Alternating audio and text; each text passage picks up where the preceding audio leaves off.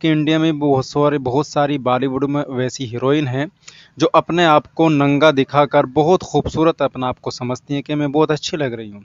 लेकिन इस्लाम के अंदर पर्दे का एहतमाम फ़र्ज़ बताया गया है और असली जो खूबसूरती होती है वो पर्दे के अंदर ही होती है।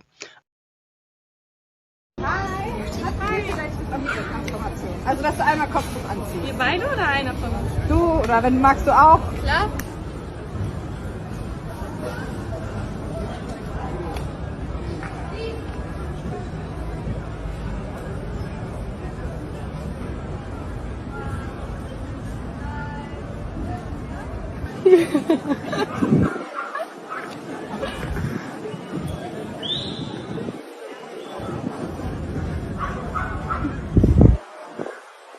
Meine Mutter wird sich freuen.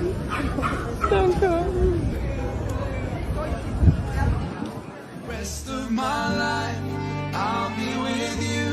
I'll stay by your side, honest and true to the end of my time. I'll be loving you. Krass. Aber das ist richtig krass. Ich hasse dich wieder so zu sehen.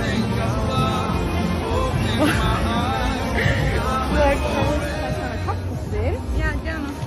चलते चलते आपसे दरख्वास्त, चैनल को सब्सक्राइब और वीडियो को लाइक ज़रूर करें और शेयर करें ताकि लोगों को पता चले और हमारी उन माँ बहनों को पता चले जो बॉलीवुड या किसी भी इंडस्ट्री की लड़कियों को, हीरोइनों को देखकर अपने आप को फैशन में ढाल लेती है।